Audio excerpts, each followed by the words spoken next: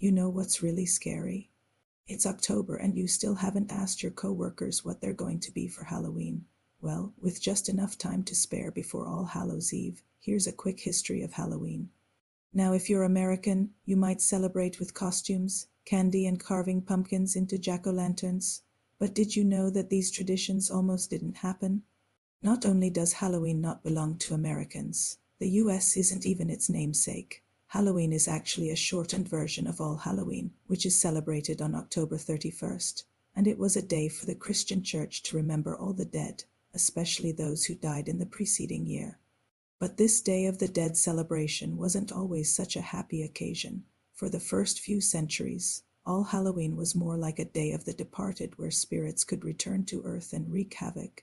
People would dress up in costumes, light bonfires, and say prayers for the dead.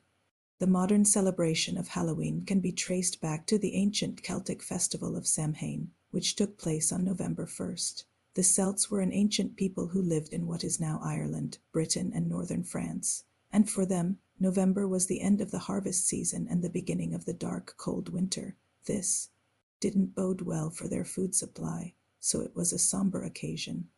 As the days grew shorter and the nights grew longer, the Celts believed that the boundary between the worlds of the living and the dead became blurred. So on the night before the new year, they celebrated Samhain, or the shortening of the day. They celebrated with bonfires, costumes, and feasts. Some scholars suggest that the wearing of costumes during Samhain may have been inspired by the Druidic or Celtic practice of disguising oneself as a deity or other supernatural being to avoid detection by evil spirits. Others have noted that some of the customs associated with Halloween, such as divination and the eating of certain foods, may have been influenced by the Greek celebration of the goddess Hecate, who was often depicted carrying a torch, which may have inspired the jack-o'-lantern.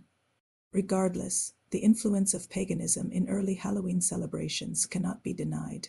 In fact, many Christians during the early centuries considered Halloween a pagan holiday and discouraged its celebration. Pope Gregory IV tried to suppress it altogether, but the holiday's popularity only grew, and by the 16th century it had taken on a life of its own.